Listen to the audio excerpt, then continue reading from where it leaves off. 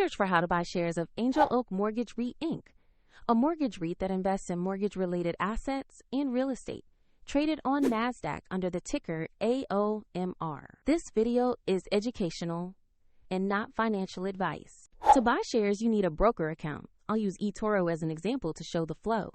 After registering, you must verify your account, usually with an ID document, and add funds before buying.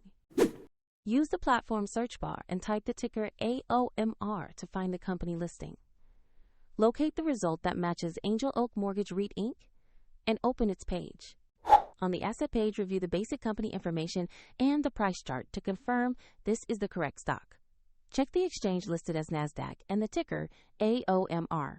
Click Invest or Buy, enter the amount you want to purchase, then review your order details and confirm.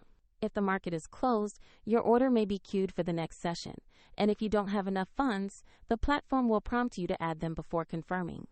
Your new position will appear in the Portfolio or Holdings tab once the trade is executed or the order fills. For convenience, the example eToro link is in the description below.